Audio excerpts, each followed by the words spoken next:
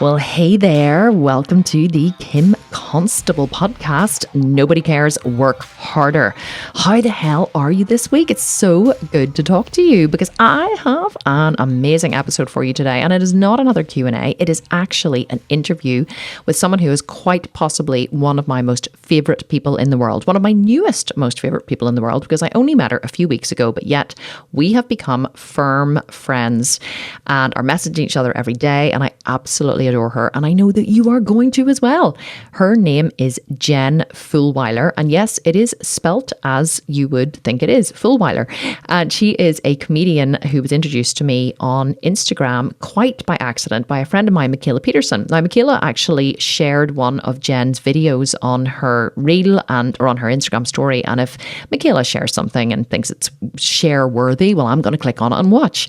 And it was a video by Jen who was talking about something which I always talk about on this podcast, which is why I know you're going to love it. And it was about how it takes a village to raise a child, about how we are surviving in the modern world without, our support of our friends and our family and our women in our lives and our mothers and sisters and aunts and everyone who would be there to support us. And we are literally doing the best we can in a very unnatural situation, and how we just should be a little easier on ourselves. And Jen just takes these kind of difficult topics or these things that women struggle with or mothers struggle with, and she makes them into something absolutely hilarious. And quite simply, she just gives you permission to feel okay about the decisions that you make and that you're not failing as a mother. And she does it all through her incredible comedy. I reached out to Jen immediately that I watched this reel, and I just knew she was someone I had to have on the podcast. She was a kindred spirit. You know, when you just meet someone and you just know this woman is a kindred spirit, this person is like me. So I reached out to her and I said, I really want to have you on the podcast. And she instantly came back and agreed. And we had a bit of a chat back and forth. And then I interviewed her, and we stayed on the podcast for after the interview was over. I think we stayed on and talked for another hour.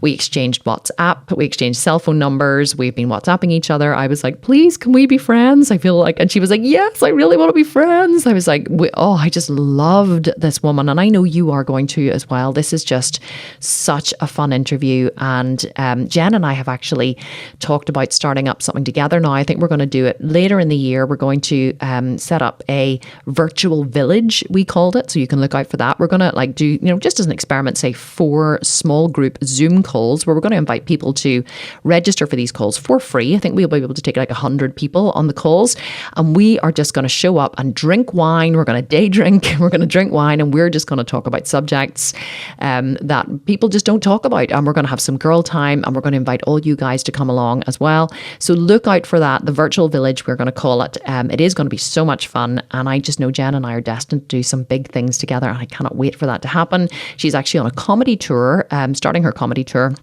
I think in October.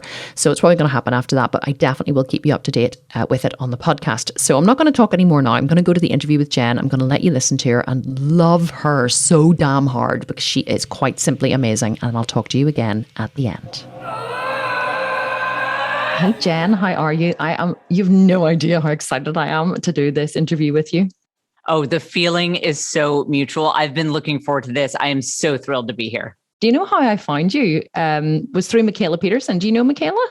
I don't know her personally, but yeah, I got a lot of new followers from her. And what was crazy is I had just been talking about her and her dad and just the stuff that they talk about. And then the next day, out of the blue, she's talking about me on stories. That was a very surreal moment. That was absolutely crazy. Yeah. And, I'm not a big believer in kind of, not that I'm not a big believer in the universe. I'm a big believer in if you work really hard, then you get the results of your work, if you like. But I'm not a big believer in putting it into the universe and letting it come back to you. But then sometimes freaky stuff like that happens, and you're like, yeah, maybe there is something to all of this. Maybe, yeah. Jen, I would really love to, first of all, go back to, before we even go back to the beginning, which is what I love to do with my guests and kind of, hear your whole backstory. What I would really love to do is for you just to tell us a little bit about what you do, who you are. You're a comedian, you have 6 kids, you're insanely witty and funny, but tell us a little bit about what you do. Yeah, so I am a stand-up comic and I'm headed out on tour. That's kind of the real day job. Like, what do you do all day? Well, right now I'm planning my tour, and that is kind of a full-time job in and of itself.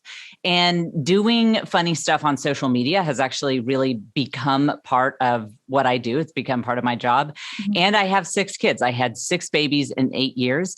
I am an only child and my husband is an only child. So we don't know what we're doing. And our kids, they have no aunts or uncles or cousins. It's a very unusual family setup. And so, yeah, in the past, I've written books and I used to do talk radio, 2 hours a day, live talk radio. But now I've really condensed it down and I'm just doing stand-up comedy.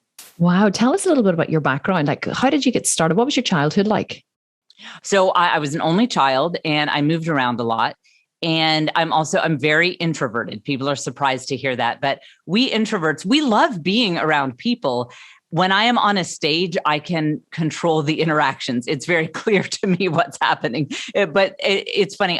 It would be easier for me to be on a stage in front of 10,000 people than to stop by my neighbor's block party. In fact, that literally happened last week. My neighbors had a block party.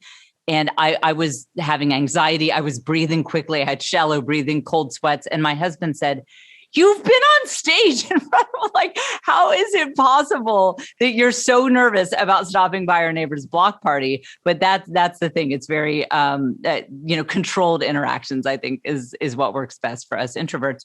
So being introverted and being an only child, moving around a lot as a kid, I was always the outcast. I did not make friends easily. I was bullied in some cities pretty severely. And, that was tough at the time. But I do believe that everything bad that happens to you in life, something good, if you look for it, you can find some positive outcome from it. And that really taught me to be an observer of people. When you're in junior high and you have no friends, you very quickly learn to pass the time by just observing that this social group is doing things this way and that way. And that was really the beginning of comedy for me, was being that kind of outcast figure and watching the world unfold around me. And so from there, I actually started in programming. I started my career in programming, but on the side, I was doing humorous writing. Back in the day when we just had websites, there was no social media, I had a few things go viral on a website that was comedy material. So that was always in the back of my mind, that I like humor, I like writing. And from there, I wrote a couple of books and those did pretty well. That led to me doing talk radio. But again, there's this theme, and I always encourage people who are seeking what they might be meant to do in life, look for the themes that keep coming up in your life over and over. So even though it looks like my career was very zigzag, scattered, programming, talk radio, author, one thing that it all had in common was humor. Even in my programming days, I would write funny things in the comments and the code. And when I did talk radio, I would try to make these very serious points that really got people thinking about how we can make the world a better place. And then people on social media would say, "Oh, you're just so funny. That's the only reason I listen. You're funny." So ultimately that led me to a moment where I said, you know what, I want to do comedy full time. And an interesting note is I wanted to do a stand-up comedy career tour, but no one in comedy had heard of me.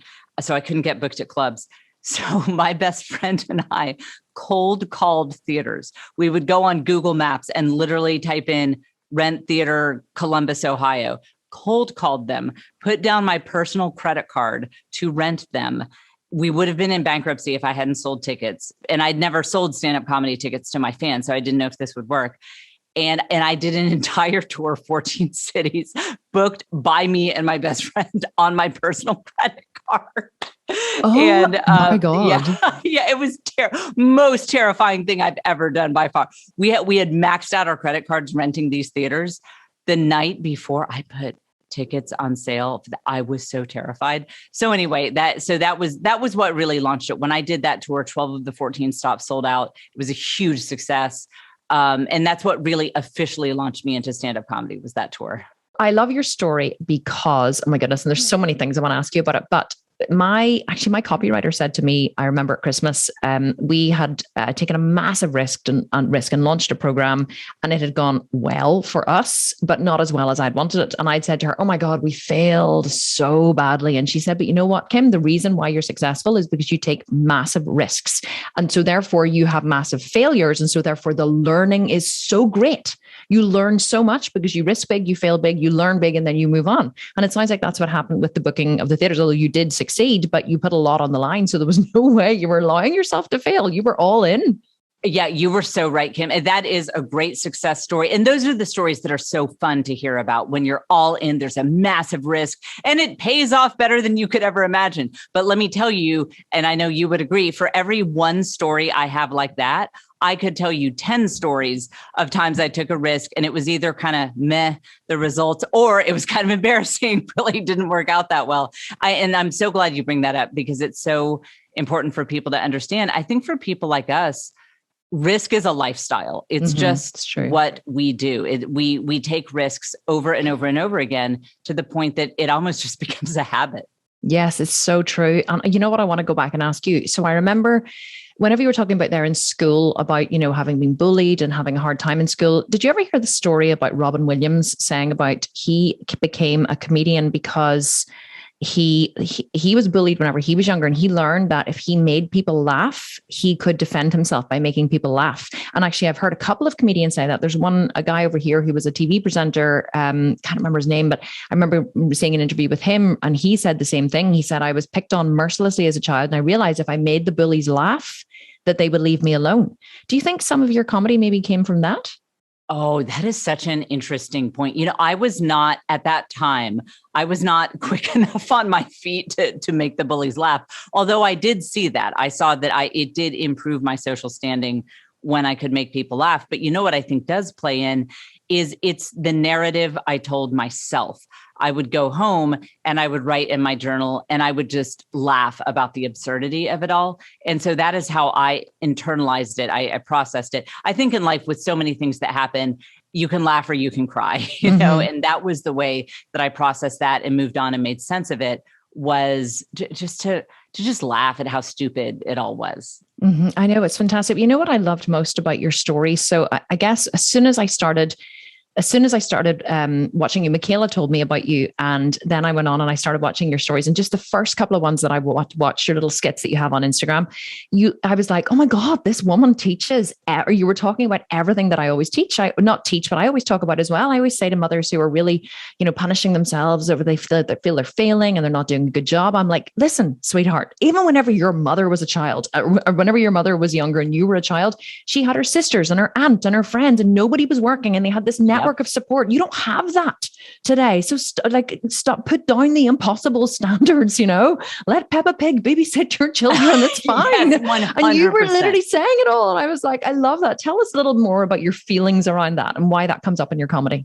Oh, I just dealt with so much guilt when I was in the midst of 6 babies in 8 years. And again, being an only child, I did not come from a culture where women had a lot of kids. I don't think I ever had a friend who had more than one sibling who was living at home at the time that I knew them. So this was not my culture. So I was holding myself up to these crazy standards. I don't even know where I heard some of them. I guess it was the blogs that were popular when I first started having kids. I'd beat myself up all the time. But then I remembered in college, I studied historical anthropology. That was originally my major. So I spent a lot of time in college doing deep dives into human civilizations throughout the ages. And it started to dawn on me how utterly unlike what women have ever dealt with my experience was living in the American suburbs with my children. I thought, I would read about these tribes, the Pacific Islanders. And I remember we did a whole intensive course on some Pacific Islanders in the 1900s. And these women, like you said, they had their aunties were around and their grandma might live with them and she would hold the baby while the woman went out and got the yams that they ate and cooked them. And the day-to-day childcare was very much a community effort. And I remember I'd been thinking about this. And one day I went to a play date, and it was one of those awkward interactions because none of us really knew each other. We'd never been around each other. We just met on some neighborhood forum. So we got together. And this woman told a story of how her husband travels a lot. And she just said this very casually. She said, the other day when Bob, whatever her husband's name was out of town, she said, I got the stomach flu and the kids got the stomach flu, and her kids were 3 and 1. And she said, I was throwing up all day. I was throwing up all night, changing the kids' sheets, changing my sheets, like could not even see straight. I was so sick. And this went on for 48 hours, and they had just moved to town. She had no support system. Her husband was out of town. She is vomiting like so sick. She's delusional for 48 hours. Didn't have any friends who were close enough that you can call them at 3:00 in the morning to come clean up vomit. Every woman at the play date laughed as if this is just an absolutely normal experience. Like, oh, girl, haven't we all been there? And I had this huge aha moment where I said to myself, like, no, ladies, we are not supposed to live this way. That is unnatural. Your great-great-grandmothers would be horrified to hear this story. Mm-hmm. This is a terribly difficult thing you are doing, being the sole entertainer, the sole childcare provider for your kids 24/7 is utterly unnatural.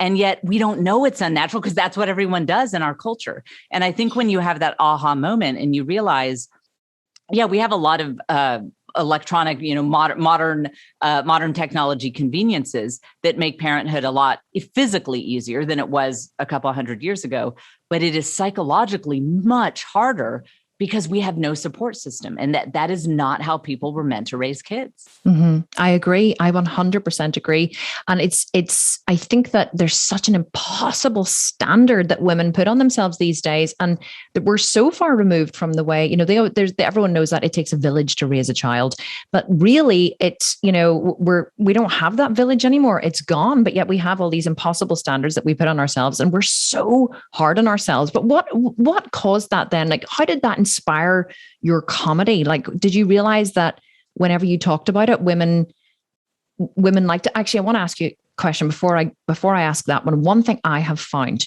in my teaching, because I would use humor a lot in my teaching, because I deliver a lot of hard information, like, sweetheart, you're eating too much, you're exercising too little, you need to shut that big fat hole in the front of your face. Do you know what I mean? And so I am like, and so I deliver something really, really hard to them. And then I make them laugh. And so you deliver really hard information, then you make them laugh. And so they love you for it because they don't feel that you're punishing them. So how did it happen that you took a difficult emotional subject like that and turned it into comedy for women? When did you realize that was something that women needed to hear? This is a great example of just put yourself out there, keep doing things. It actually goes back to what we were talking about taking risks, and your path will be made clear. I'm the kind of person who would like to just sit on my couch and think about it and wait to take action until I know that I have the perfect plan that can't fail. But that doesn't work. And so what happened was I'd been doing social media sketches because of COVID. So this is also an interesting backstory. After the success of my first tour, I quit my day job. I had a national talk radio show every day, benefits for my whole family, for my family of 8, provided benefits for us all. And I quit that job to do stand-up comedy touring full time right as lockdown began. Oh. So my income hit zero. And then I thought, well, we'll just have lockdown. I'll be back to touring in a couple of months. And so that was a massive setback for me. That 2 weeks to flatten the curve. Yeah, right. That didn't work out like I thought. Yeah. And I had just quit my job, and the whole business model was touring. So that was pretty rough. But so I decided to connect with my fan base by taking my comedy and turning it to social media. I thought, okay, I can't get up on a stage, but I do have my iPhone, and I can sit here and I can make a video and I can post it on social media.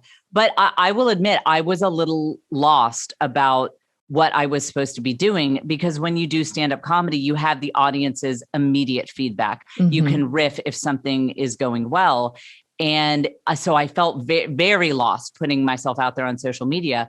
But what I did is I set a series of deadlines, and I said, I will post comedy content once a week. It doesn't matter if I think it's great. It just doesn't matter. I'm doing it once a week. And every week I was so tempted not to do it because I didn't have an idea that I loved.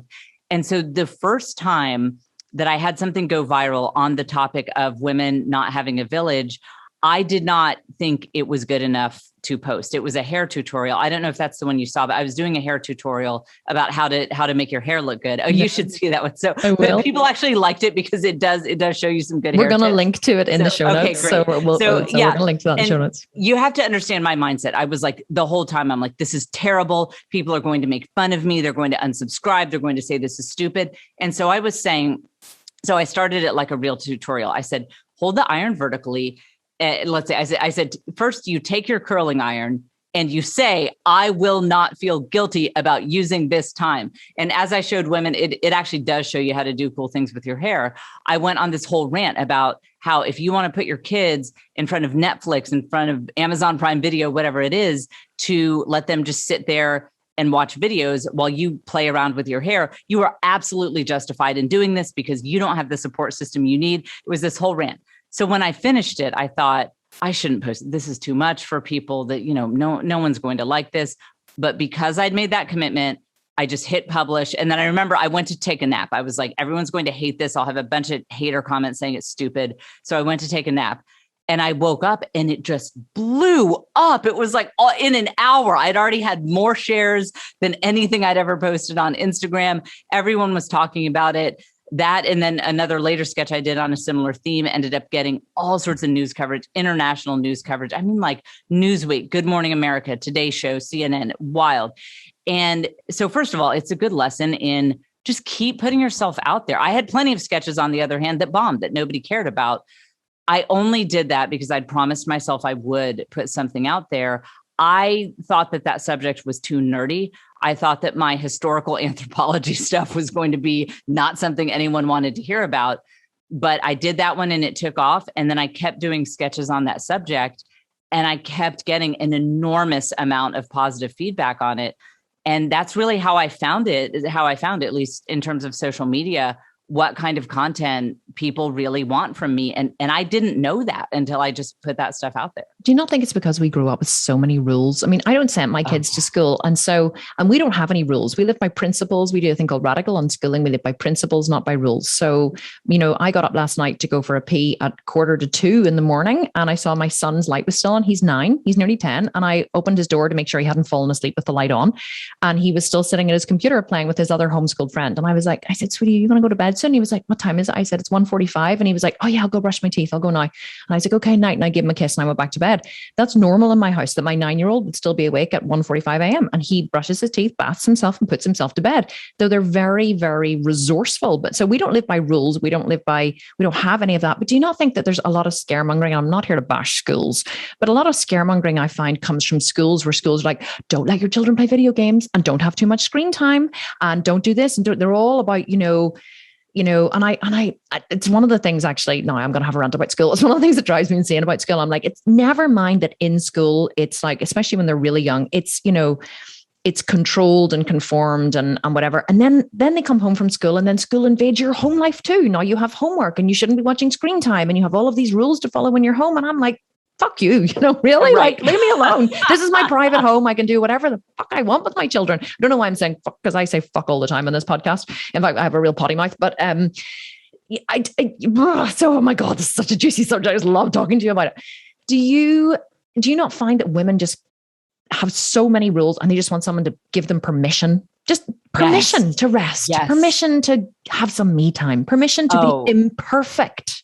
Yes, 100%. And by the way, we always homeschooled all 6 of our kids. So this year, for the first year, they decided they wanted to try going to school. And we had always said, you don't have to be homeschooled. If you want to try school, you can. One of my kids has gone to school as well. My second son, he's 14. He started school last 8 weeks before term ended and he's going back again next week.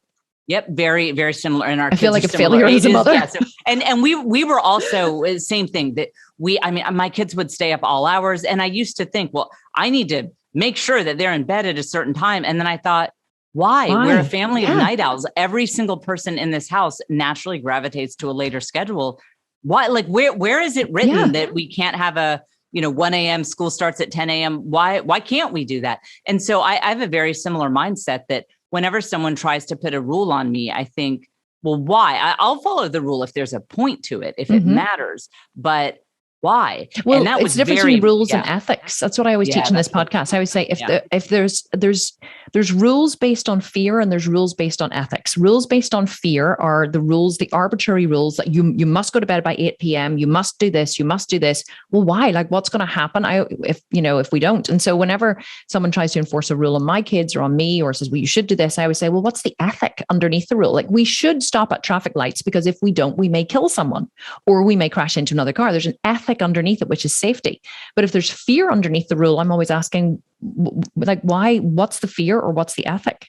Exactly. And that's what I've been trying to tell moms. I did another comedy sketch I did that did well, is I was ranting about screen time studies and saying that they're really not that compelling. They really don't show that there is any problem with screen time. And so I went on that whole thing of like, people are making moms think that if their kids watch more than an hour of screens per day, their brains are going to melt. And there's just no basis for this. No. And meanwhile, the people who put that guilt on you and say, oh, they're clutching their pearls, like, you let your kids watch 2 hours of screens today. I can't imagine. What I want to say is, are you sending that woman a nanny? Are you sending that woman a chef and a housekeeper so that she can do every single thing she needs to do? Because when we live without a village community that, by the way, 99.9% of women in human history had, if you look at the total of human history, they always raise their children in tribes and village communities.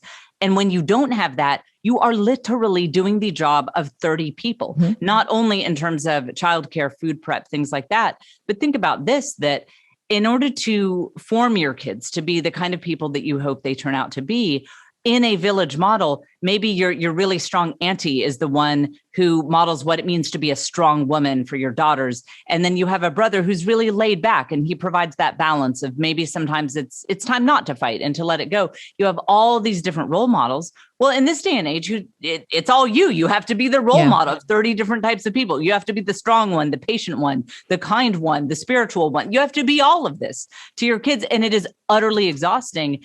And I have not found much of a better way for women who can't afford a chef and a nanny and a chauffeur and everything else they need.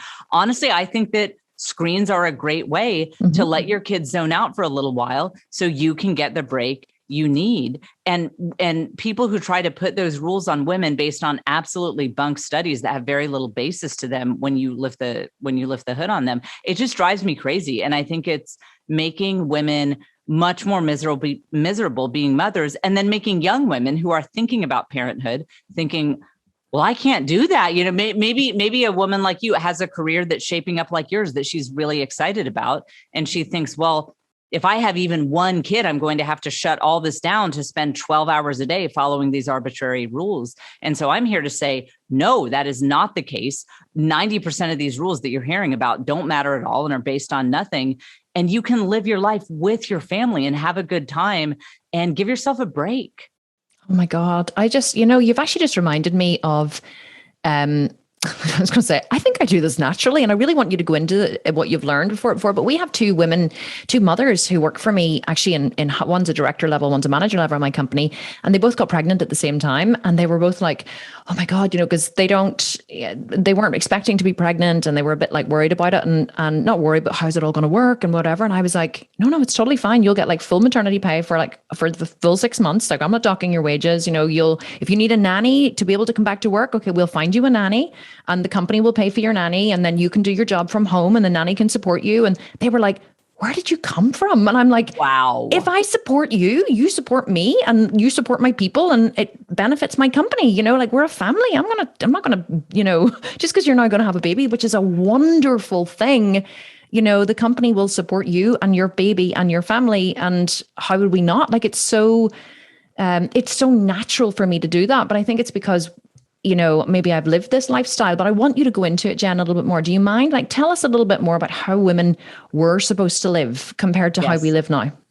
Well, first of all, imagine a woman who lived in a village, well, let's say 1,000 years ago. First of all, and I'm thinking of, again, the anthropological studies we did when I was in college. So first of all, one of the things that the women would do is they would gather food and water together, and they would do, let's say they would take the clothes and the washing they had to do down to the river together. So first of all, your daily tasks were done in community with other women. So imagine I had a long conversation with a woman whose mother was from Thailand. So I'm in particular thinking now of her, the small Thai village she lived in a very rural area. And she said, yeah, Jen, you're exactly right with what you've been talking about. And she said, my mom would go down with all the other women from the little village she lived in. They would walk together down to the water, and then they would wash the clothes together. So first of all, imagine doing that. You can join the conversation if you want, or you can kind of hang back and listen. And think about what they also got there. They got information flow. That is yet another thing that we are lacking in modern culture. That, let's say you have a kid that you're looking at this kid and wondering, okay, is this just a quirky phase that we will look back and laugh at? Or does this kid have a real problem and we will look back and weep that this was the first signs that we had a serial killer in our house? Is this normal? You're asking yourself. Yeah, is this normal? I mean, I think every parent, especially if you have strong-willed, intense, smart kids, every parent has had the moment, probably with every one of their kids, where they look at them and say, is this kid actually clinically insane? Or are they just very quirky? Right. And when you have that village information flow, if you're down at the river with 30 other women from your village, you can talk to the older lady who has kids who are now adults and ask, did any of your kids ever go through this phase? Or you'll hear a sort of healthy gossip about, remember that one kid who acted like this? Well, now he has turned out like this. You get this great information flow. And again, you're not doing your work in utter isolation. And then meanwhile, you have the teens of the village, the kids in their late teens, maybe early 20s. A lot of times it would be the girls, and they would walk around with the younger kids. So they would sort of play the teens. They would get their own information flow, kind of talking about who's single, what this guy's doing, what this girl's doing. And they would watch the younger kids of the village play. And then there were the elderly people who couldn't really engage in the food prep, the clothes washing, things like that. And often the grandmas and grandpas, they would either hold the babies or do other sort of work that didn't require such physical activity. Then the women would go gather water together. If there was a problem, they would work it out together. And again, notice how the typical woman, the typical mom in this setup, she didn't necessarily know what her kids were doing at every minute of the day. And in fact, probably didn't have eyes on them for a lot of the time because the village was handling that. And even to use a more modern example, my grandfather, wonderful man, God rest his soul, he was born in 1914. And so he remembers life before electricity, before cars. He remembers when he saw his first airplane. And I had a great wealth of knowledge from him. And even though his mother did not raise them in a village, they were farmers. So she lived out on a farm. He said, yeah, my mama didn't see me all day long. She would kick us out of the house and we knew to come back when the dinner bell rang. And these days, imagine kicking your kids out of the house and telling them they can't back. My parents used to do that with us. Yeah. I know. We'd be in jail if we did that, Kim. We would be in jail. Child abuse. You would have the Child Protection Agency at your door because someone would report you.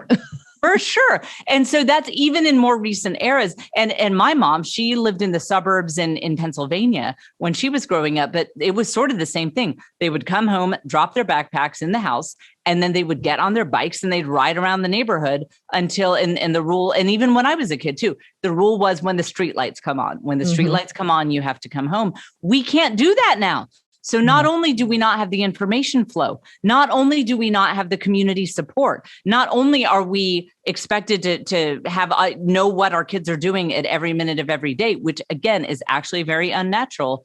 Now we can't even let them go roam around outside. So that what we're supposed to be like in a prison 24/7, eyes on our kids, being entertainment director. And that's another thing I've been talking about. Women weren't meant to be the primary entertainers of their kids. If you feel like it is a little boring to sit down with your 2-year-old and play blocks, look, I know these are sweet moments and we need to make sure we have tender, sweet moments with our kids. They're really lovely. But if you feel like your brain is melting, after minute 2 of playing shapes and colors with a 2-year-old. That is because women in human history never did this. The other kids in the village would entertain your kids. You're not meant to be the 24/7 entertainer of your kids. And so when you contrast this, imagine the farm women who didn't see their kids during the day and the village women who also didn't see their kids and had this rich source of information and entertainment. You realize how utterly unnatural this is, what we are trying to do raising kids in the modern era. Yeah. Do you think you became so passionate after you had your own? Oh, yeah. Yeah. Because of course we want what's best for our kids. We want to be great moms. And I felt this sense of failure every day. I would get frustrated and I wouldn't be able to entertain my kids 24/7. I tried to do the blocks and I tried to do the puzzles, but I was so overwhelmed with the fact that I'm cooking dinner alone. My husband, super helpful, wonderful, supportive man. But at the time he was starting a business, so he just simply was not available. And so, yeah, I'd have to do all this stuff alone. I was so maxed out, so exhausted. And I blamed myself. Mm-hmm. And that's the thing, Kim, that if at the end of my career, I look back, I don't care how much money I made. I don't care what else comes out of this. I really think that if I can just say at the end of my career that I got a few more moms to stop blaming themselves, to stop thinking that the problem is you and realize, no, the problem is that you are living in very unnatural circumstances, then I feel like that's a success. Because that's really at the heart of my mission, is to tell moms, if this feels really hard, the problem is not you. The problem is that you are living in very unnatural circumstances. Do you think it's that you had 6 kids? And the reason why I'm asking this is because I know with my first one, I definitely suffered from perfect mom syndrome. And I was following the Gina Ford contented baby routines where, he was woken at certain times and he went to, because I'm a real perfectionist. So when I was when I have this baby, I'm going to make sure. We're doing it right. I'm doing it right. I was cooking and pureeing organic food and cubing it, and everything was perfect and controlled. And then Kai came along very quickly afterwards. And so I tried to do the same thing for him, but unfortunately I didn't have enough time to break his will in the way that I did with Corey, because I still had Corey to attend to and he was only 16 months. So I had to kind of give up halfway through. So Kai realized that if he made just enough of a problem, he got what he wanted. And so I stopped I just started giving him what he wanted. And then Maya came along very quickly afterwards and she was kind of dragged up. And then when Jack arrived, in 5 years, Jack, whatever Jack wanted, Jack got. Jack wanted to eat oatmeal for 4 months for breakfast, lunch, and dinner. I was like, just give him the oatmeal. Just give him the fucking oatmeal. Don't even argue. Just give it to him. Cheetos are a main course now. We don't care anymore. We don't care anymore. Jack was never put in a crib. He was like, he was like, I'm not sleeping in there. I was like, just put him in the bed. And then they all wanted to come in. So we had an 18-foot bed. If you Google Kim Constable bed, my bed went viral around the world many times. What? We slept in an 18-foot bed because honestly, Jen, I'm sure you had the same thing. I had 4 under 5.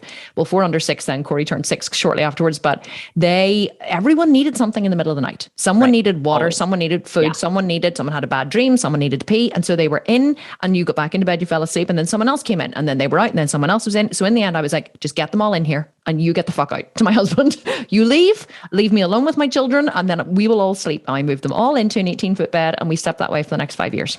And it was wonderful. To solve the problem. See, that is your entrepreneurial can-do spirit. See, you think outside of the box. Other people would say, well, there's not room in the bed. So you get an 18-foot bed. I could not love that. Or they have the rules. People were like, oh, but you're going to ruin your children. I'm like, I'm willing to take that chance for just a little bit of sleep.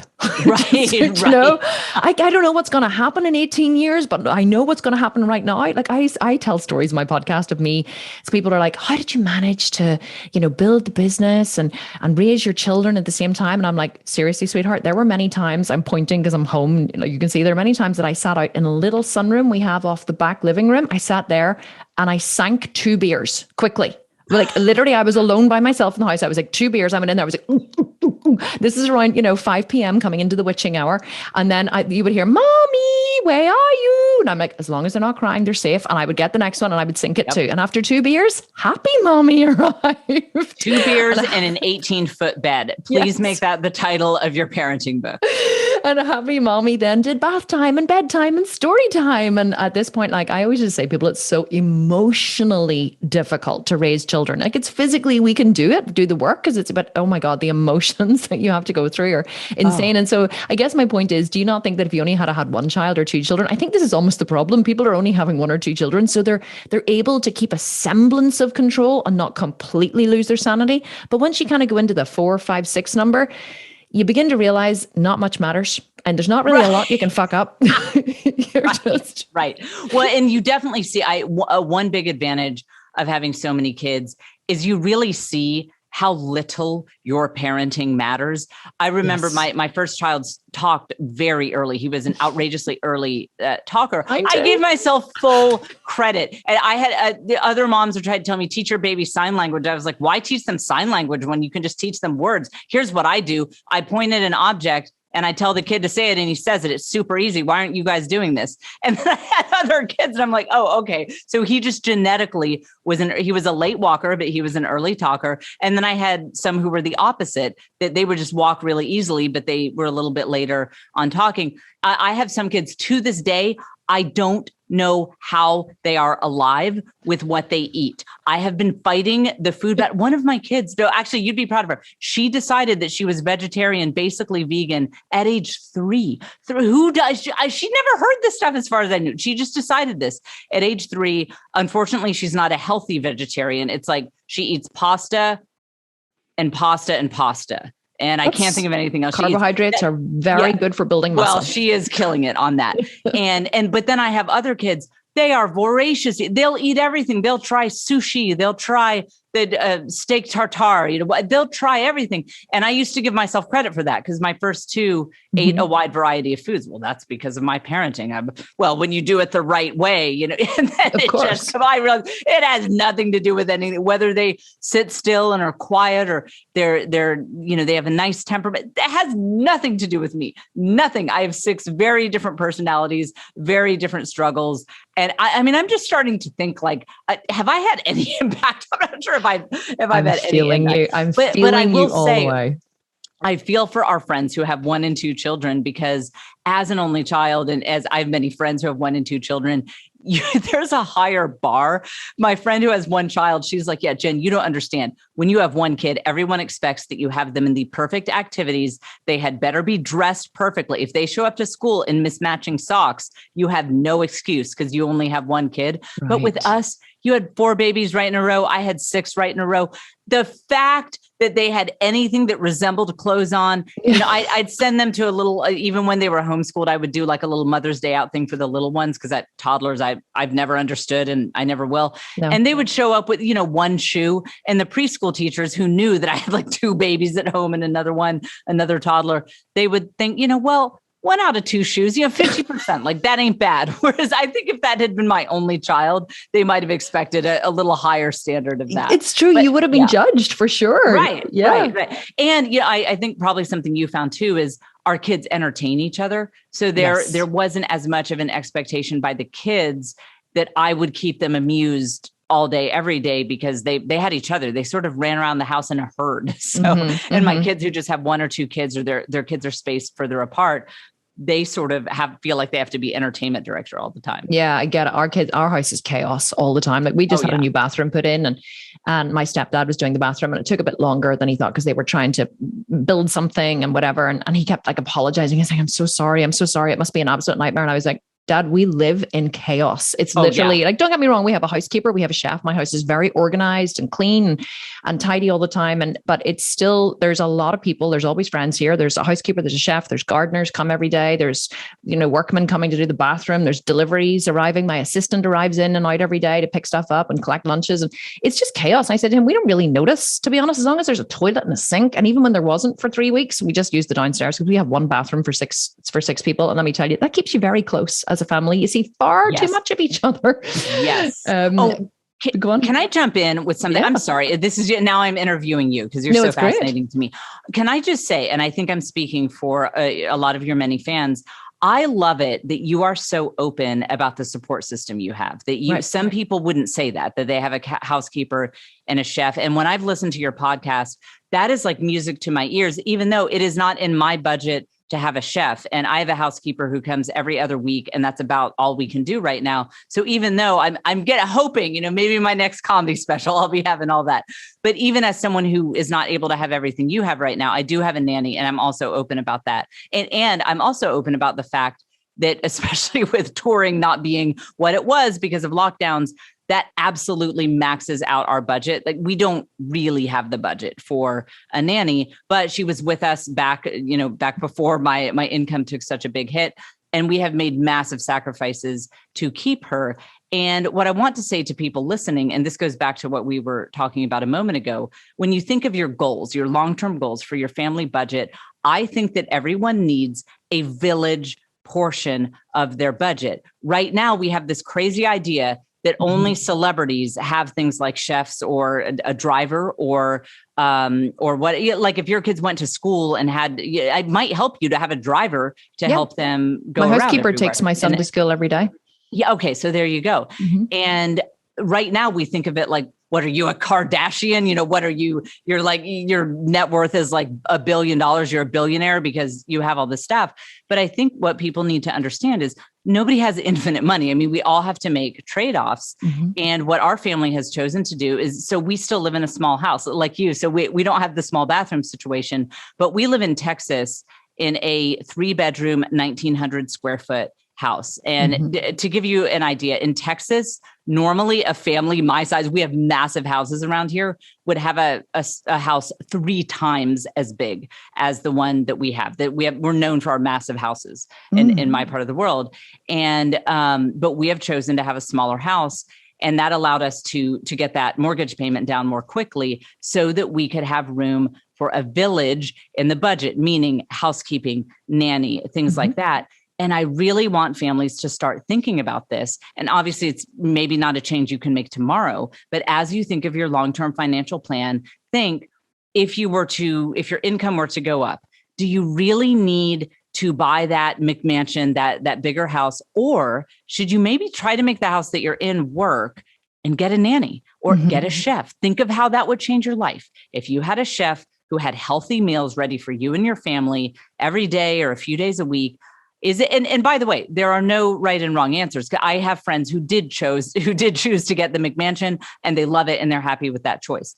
I'm just proposing that is an option on the table of don't upgrade the car, don't upgrade the house, don't buy the boat if you're in a position that you might be able to do that. Instead, get a chef, get a driver, get a nanny, replace that village that you were designed to need, but probably don't have. Yeah. Do something for you, I think is I think mine came out of necessity. I remember whenever I started the business, I was determined I was going to start the Sculpted Vegan, and I started training as a bodybuilder. And I remember saying to my husband, can we afford like a nanny? Could we afford like a housekeeper? And I said, because I wasn't working at the time, I was a yoga teacher. And actually, let me tell you another story quickly about what happened. So I remember I was a yoga teacher at the time and I was teaching yoga. I had a private yoga studio up here in my house and I used to teach about 14 hours yoga a week. And that would have given me about £400 in cash, which is about just $550, say $600 a week in cash. And I employed we had always had a nanny because it was important to me. She actually was Chinese. So we always had a Chinese nanny. My kids speak fluent Mandarin Chinese. And so it was important for them to have a language. And that's why we wanted. So we employed Sharan, and she worked 40 hours a week. So she worked 9 to 5, Monday to Friday, and her wage was £400 a week in cash. And so I used to go upstairs and teach yoga for 14 hours a week. And then people would pay me. And I remember one day, and it never occurred to me how that, what was happening, whatever. But I remember one day people paid me in advance and I had like £1,200 cash, and I thought, oh, while I have this money, I'm just going to give it to Sharan now. So I went downstairs and I gave it to Sharan. I said, there's 3 weeks wages in advance. And she was like, oh, thank you very much. It's great. And then I suddenly went, I'm literally working just to pay Sharan. There's no other reason that I'm working. Right. I was like, I'm working 3 hours every morning. I'm exhausted. And doing all this teaching, and I'm literally just working to pay Sharan. So that was the first time that I thought maybe I could change things around a little bit. So I reduced, but anyway, that was when I realized I reduced her hours actually. And then I started doing a little more myself, and she still worked the mornings, but because I reduced her hours, I didn't have to pay her as much. I didn't have to teach as much yoga. So I started taking some of the time that I was using to teach yoga and plugging it into building my business. So I still had the best of both worlds. I still had her there to help with the kids and help with the laundry and help around the house, but I started using the time productively in the business. And people always say to me, how did you do it? I'm like, I got help. And they're like, what do you mean you got help? I'm like, I paid help. Well, I can't afford to pay help. And I'm like, go work at McDonald's for a couple of hours and use that money to pay someone to come in and look after your kids in the evening so you can work. And they're like, 100%. Oh, really? I'm like, you need to find time, and you can't do it. If you don't have time, like I get up at 4 a.m. most mornings. And so I work from 4 till 7 just to whenever the business is really busy. But you have to make the time. You can't, but to go back to what we were talking about, you have to hire somebody. And so the minute I could afford to, I hired Lorraine. The business started making a little bit of money. And then I hired Lorraine, my housekeeper. I only hired her for 4 hours. Sharon, then she had to leave. She's still with us now. She just comes and works twice a week teaching the kids, but she left. And then I hired Lorraine, and I could only afford to hire her from 10 a.m. to 1 p.m. And that's all I could afford at the time. But I had her from 10 a.m. to 1 p.m. Do you know what that bought me, Jen? 15 hours a week. 15 hours a week. Priceless. It was insane. I would come home and the house would be tidy and the kids would be fed and the ironing would be done and the laundry was done. She managed to get all that done in 3 hours. And which then freed up my afternoon. So I could take the kids to tennis or spend some time with them or just lie and watch television, which I did sometimes, but you have to, you're right. And then our village just built from there. And now we literally, like, I don't know whether you can hear the commotion behind me, people coming and going and in and out and round about. We have that village now, and it does make an enormous difference to your life. Let me ask you a question. Do you ever find people who kind of don't want that village, who are like, well, I don't really think I would want people yes. And I understand why. And so often I've had conversations with women who say, Jen, I don't live in luxury like you do. I could never afford this. And I think, what do you think my budget? I quit my job to do stand-up comedy touring. What do you think you think Instagram pays me to do these videos? Like, look, I'm struggling like the rest of us. And so I'll say, well, let's talk about it. Are you really sure you couldn't have any help? And especially like just a teen girl in the neighborhood, start with that, maybe someone who's just for even in my neighborhood here in Texas, you could probably get a teenager $8 an hour. Maybe there's some people who are truly in situations they couldn't do $16 a week for a couple hours a week, but most people could find the budget. Like you said, get a side hustle yourself just so that you can pay for the help. What I find more often is that they're overwhelmed by that prospect. And I get it. That there are just so many embarrassing moments in my house. Like one time, this was a real special moment. I had a new babysitter come over. This woman, I guess I'd found her on one of those websites where you can hire babysitters. And I was trying to be a real boss, take control of my life, get some help that I needed. And this woman walked in. She very much disapproved of me having so many kids so quickly. That's not what she did, in her parenting career. And just already disdain was on her face when she walked in the house. And she walked in and there was one of the kids had peed on the couch. We were potty training one of them. It had just happened while I was answering the door. And the other kid's doll was face down in the urine on the couch with her little doll face, just right in the urine, the Skid Row dolly right there on the couch. This woman, she quit the next day. She just said, she quit in disgust. I mean, told me that my house was a dumpster fire. She did not want to be part of this. She was one of those people who was all about the rules. Like, I let my 2-year-old have a pacifier, God forbid, who, by the way, has fine teeth now, is like a teenager and doing fine. This woman, you would have thought I had handed that 2-year-old a lit crack pipe when I handed her that pacifier. So anyway, she quit. And so that is what everyone's afraid of. That's the worst case scenario, that someone comes into your house and says, you people are animals. You're living like animals. This is a train wreck. I don't want to be part of it. And so there is a real ego thing that you have to get over, where you say, look, it could happen. Someone could come in and they could judge me, but just know it's not worse than the Fulwiler house. Whatever's going on in your house, my house was messier. And I had a friend, she hired babysitters, and she would spend an hour and a half just working herself to death, cleaning up her house before the babysitter came. And I said, look, don't like, if this babysitter isn't cool with the way you really live, she's not the right babysitter for you. This is insane to get. I mean, it's one thing if it's a person who's never been there, they're just coming so you guys can go out for a date night. You don't want them to be overwhelmed. But if this is a regular person who's coming to your house, they need to get used to the mess a little bit, or else they're not the right fit for you. So yeah, I'm so glad you bring that up, that make sure if you say you really, really can't get help, that this is not about you're overwhelmed and you're embarrassed about how you guys are living, because it'll help you make your house a more sane place if you can get that help. And Kim, if I can just point out something from your story, you hired that help before you were making a significant income. And that is the right way to do it. So many people will say, well, okay, yeah, I'll wait until I have a hefty income and then I'll hire a nanny. Then I'll look for someone. But you probably won't be able to get there if you can't have that time for visioning and dreaming and having an uninterrupted thought, to build something exciting in your life, whether you're trying to make a lot of money or just paint some paintings, do something fulfilling to you. You have to have a few minutes with an uninterrupted thought. And if you're not getting that, then you need to make time for it now. Like you said, even if you go work at McDonald's, go work at anywhere to be able to afford this. And then when you can get that time to sit down and have a couple hours to think and dream and plan, you will find that your income catches up to being able to afford that nanny. How did you become so, what's the word I'm looking for? Self-aware, I guess. Like it isn't usual that people are self-aware. That's interesting. Maybe that goes back to the bullying that because I was always the new kid and I didn't have brothers and sisters and there was no one to back me up.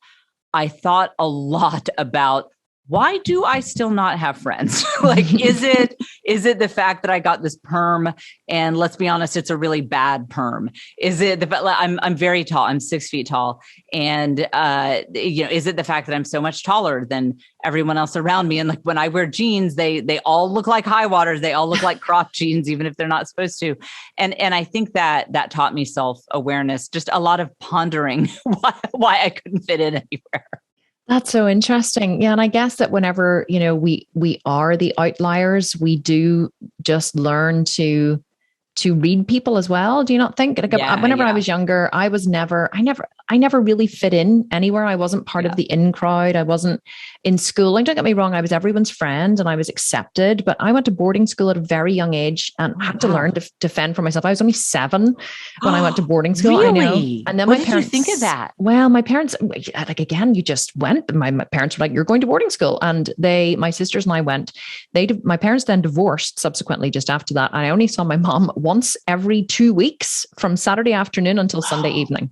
And was this in Ireland or where? Yeah, in Ireland. Yeah. 8 years of age. So we would go to dad's one weekend and mom's one weekend. So I became very self-reliant, I guess. But also then whenever I went to high school and I did live with my mom after that, I never really fit in anywhere. And so I became really good. And here's the other thing. I'd been in quite a stressful situation, and there's a lot of evidence to show that children who have had a lot of adversity in their young lives become very good at reading people. So a lot of adversity, especially if they've had a lot of fear, a lot of control. Boarding school was, a very controlled place, especially 40 years ago or 30 years ago, whenever I was there, 35 years ago. God, I'm old. And so I think that whenever you have adversity as a young child, you do become much better at reading people, reading situations, seeing patterns of behavior that other people don't. And when I listen to you, it's not often that I have a chat with someone who really does have the level of awareness that you have, and it's lovely. It's really, really lovely. So I just wondered if you knew that you had it and you could pinpoint how it happened, or I'd never really thought of that. So thank you for pointing that out. That had never really occurred to me, but I do think you're right. I think it's because of adversity and I think same with you, just the challenges that we went through in our young years. What are your plans for the future, Jen? What do you want to do ultimately with your comedy? Do you have a goal, or are you just winging it and flying by the seat of your pants? To some extent, I'm winging it. I'm in an industry that is undergoing just tectonic change right now as we all navigate COVID, lockdown, things like that. And I think it comes back to, I know that I always want to speak to women. I will probably always speak to moms to some extent, even as my own life goes on and as my kids get older. I will never stop telling moms it's not your fault. I will never stop telling moms that if this feels really hard, it's because it is hard. It's because you're living in a very unnatural situation. And, you hear a lot of comics say, I just want to make people laugh. And that's not exactly me. Of course, I want to make people laugh. I want to be funny, but I want to make people's lives better. I want to relieve people's burdens. I have multiple friends who are raising special needs kids who need 24/7 care. And right now they don't have the support to get that nighttime care. So they're waking up 2 hours a night, all night, and looking at this indefinitely for the rest of their lives with these special needs kids. And I think I want to relieve their burdens. And if that's through whether I do another comedy special, whether I'm being silly on social media, doing comedy tours, and making sure that I do it in a way that they can attend. And maybe I would love to do things like offering some sort of scholarship or babysitting or support for, say, parents of special needs kids, so that they can make it out to one of my shows and make it a night out and help them get that support they need. Or even if your kids don't have special needs, just help moms get the support they need to make it a night out, to just have fun, to come on out. That's really what I want to do. I love community building, and I love just seeing women be happy and free. And so for me, comedy is a means to an end to get women together, to have us start forming our own villages and our own communities, and to just start really letting go of the nonsense rules and loving our lives. Yeah, I love it. And you're modeling that as well for people. Like I saw your passport story the other day about your daughter. You're like, she now has a new birthday. Right. So only the Fulwilers. We took all 6 kids down to the passport office. Oh, actually, here's what I didn't say on stories, Kim. Okay, so this daughter was. Now you're going to say it to 250,000 people, just so you know. Well, yeah, right. Yeah. So your listeners will get to hear. I was at the driver's license office because this daughter can get her learner's permit now, and so the guy said, we said, that's not the right birthday. And he said, well, I can't change it on her official driver's license without documentation. I can't take your word for it. And I didn't think we had her birth certificate. So I had 2 choices. I could stand in this whole DMV, the driver's license office again, go get the right paperwork, scrap this whole thing that we'd taken hours to deal with, come back, or she could just have a new birthday on her driver's license. And I was seriously starting to say to the guy, look, and I told my daughter, I got philosophical about it. I literally turned to my daughter and I said, time is a man-made concept. The calendar is, what even is time? This is the Gregorian calendar. I got all historical about the roots of the Gregorian calendar. What even is your real birthday? And finally, as I'm talking, she's like, Mom, here's my birth certificate. We can use that. So we did end up getting the right birthday on the driver's license, but I was going to let my daughter have the wrong birthday on her driver's license so that I did not have to stand in the DMV line again, because I am tired and I'm busy. I have done that so many times. Do you know, we have told my kids on many occasions that their birthday is like, we've just changed their birthday to a Saturday. Yeah, there you go. So yes. Yeah, their birthday's a Thursday, but like, man, it's not really convenient to have it on a Thursday. Right. So we just pretended that Thursday wasn't actually their birthday. And whenever they were young, or like 5, 6, 7, 8, they had no idea. We were just like, happy birthday. And that's the great thing about homeschool. Yeah, you can just move dates all the time. They don't know. They didn't care.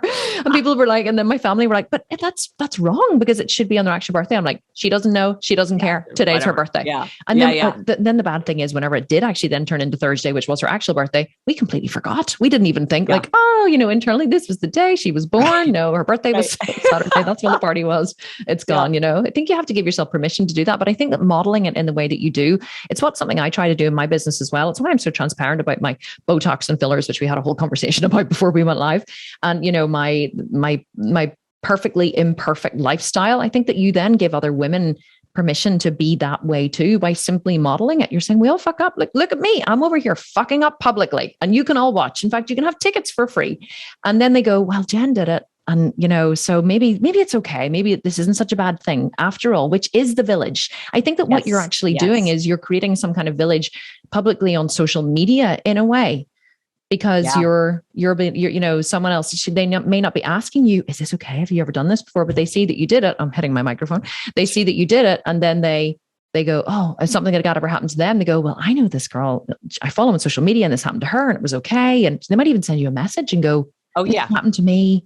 And this happened to you. Is this okay? And you'll be like, yeah, it's totally fine, girl, rock on. That's an interesting concept, that if you go back to what we would have had if we actually lived in villages, you would have that intimacy. If anyone who's ever lived in a small town knows, everybody's business. Know that so-and-so they act like they have a perfect marriage, but they fight every day, and you just know all this stuff. And I think that's actually healthy, because it helps you know if your problems are normal, if you're normal.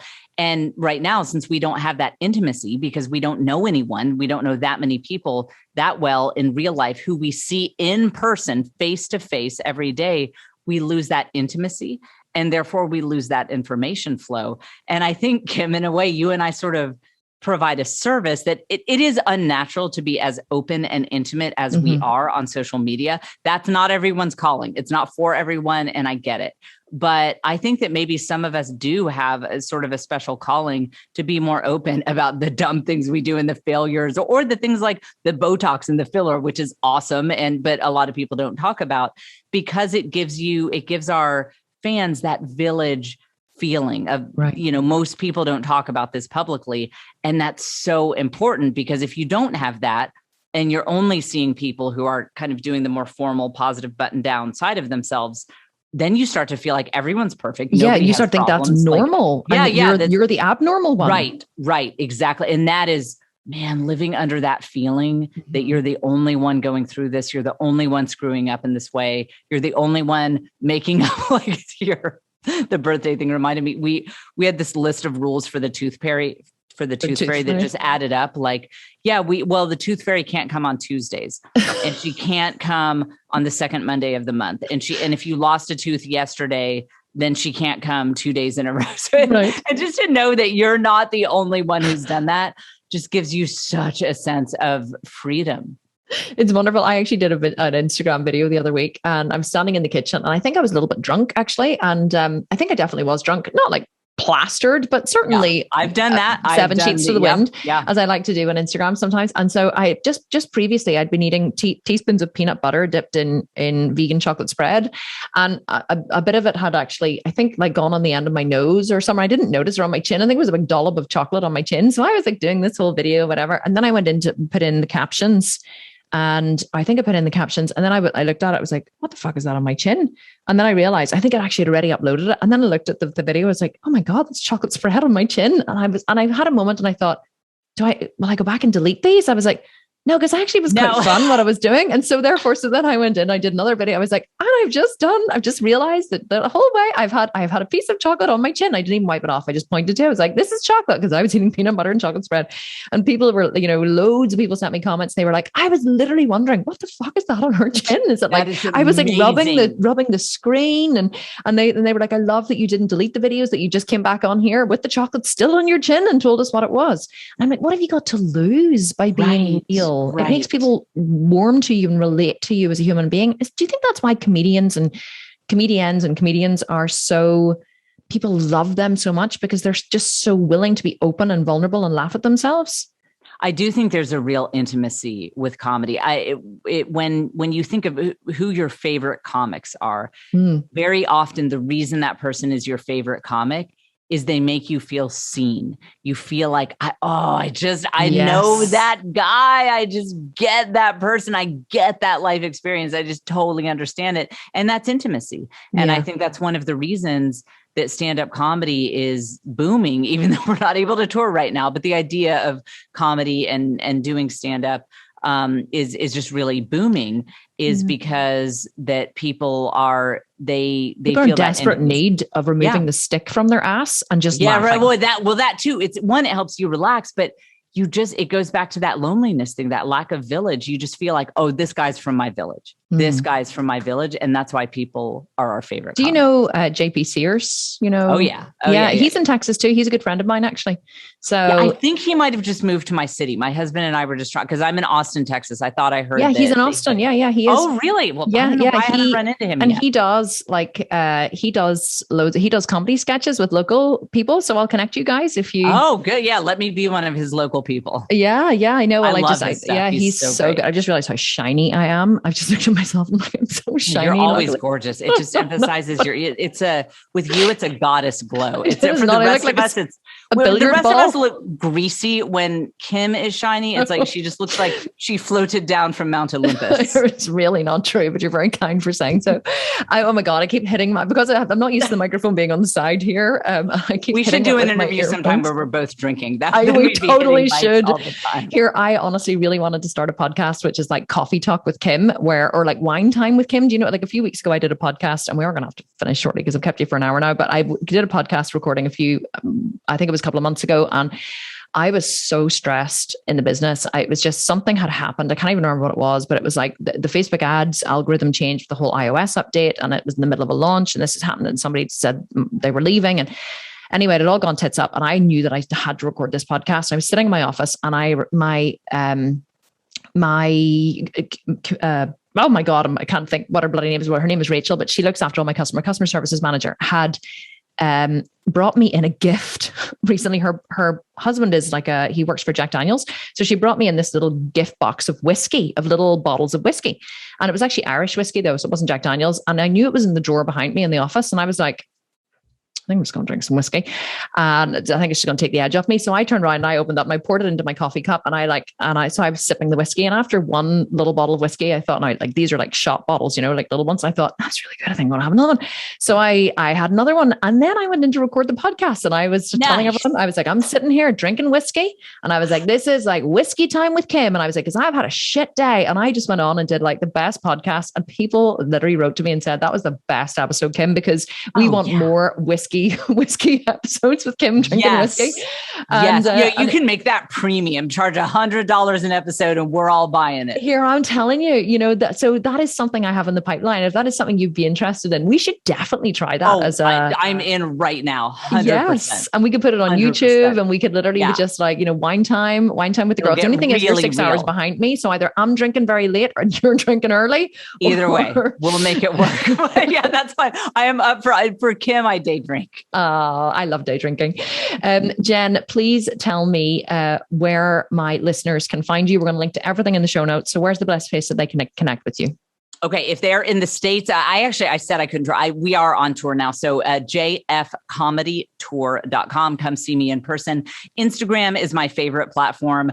I am on Instagram stories just about 24/7. I'm like you. I love the Instagram stories. So I am Jennifer Fulwiler on Instagram. I know you can't spell Fulwiler, but take your best guess and it will probably come up. You'll see it suggested. That app knows who spends 24/7 on their app. So I will come up. But I'm also on TikTok and Facebook. Just search for Jennifer Fulwiler. And again, jfcomedytour.com is where you can come see me in person. Oh my God. I wish that the United States would let me in and I would come and see you in person, because they've closed all their borders. What city are you in Ireland? Well, I'm in the north in Belfast, and it's supposed to be opening on Labor Day, which is the 6th. And so I actually have flights booked to the States on the 4th of October. So fingers crossed and I'm coming for a week because I have a whole team in America, and I keep hitting myself again here. I have a whole team in America and I haven't seen them for like 2 years in person because of COVID. So fingers crossed, I'm going to be there, and I have someone in Atlanta, Georgia, but she'll probably fly up to New York. But anyway, I will definitely come see you live one day. I'll be like in the front. Oh, I'm so row, excited. Oh, yes. And, and then I'll come to Ireland. My ancestors are from Ireland. I've always wanted to come, so I will visit you out there. Anytime. And we definitely, and for those of you listening, stay tuned for the wine time with Jen and Kim, or whatever we're going to call it, whiskey time with Jen and Kim. It is happening. Drinking with Jen and Kim. 100% it is happening. I am totally up for that. I absolutely am. So we're definitely going to have to chat about that. Jen, this has been just not long enough, to be honest. I could have literally sat and chatted to you. Yeah, sat and chatted to you all day. So thank you so much for coming on. We're going to link to everything in the show notes, all of your shows and your website and your social media. And we're definitely going to have round 2 at some point, so we'll make it happen. I cannot wait. Okay. Thank you so much. I'll chat to you soon. Thank you. Okay. Bye. Oh my God, did you not just love Jen as much as I did? I could have spoken to her for hours and just listened to her speak. She just has the most incredible mind, and I love her stories, and I just love her perspective on life. She really just makes me feel like I'm not doing too bad a job and that everything's going to be okay. She has such a high energy vibration, and I just think she is truly, truly wonderful. So thank you, Jen, for coming on the podcast, and I am so grateful and delighted to be able to call you my friend. And I just wanted to say that publicly. So guys, don't forget that if you want to win a Sculpted Vegan program, it's easy. All you have to do is leave a review wherever you listen to the podcast and then send me a screen grab of the review to my Instagram account at The Sculpted Vegan, and you will go into a draw to win a Sculpted Vegan program. Susie did choose the winner last month, and she announced it on my Instagram account, and she sent me the name, but I've forgotten to look it up at the time of recording. So I will announce the winner next week. I apologize. I'm really shitty about remembering to announce the winner, but I promise I will do it next week. And you could be in with a chance of winning if you leave me a review and send it to me on Instagram. Okay, guys, have a wonderful, wonderful rest of the week wherever you are. I love you. Thank you so much for listening. This has been amazing. Thank you, Jen. And I will talk to you next week for another episode of the Kim Constable podcast. Bye for now.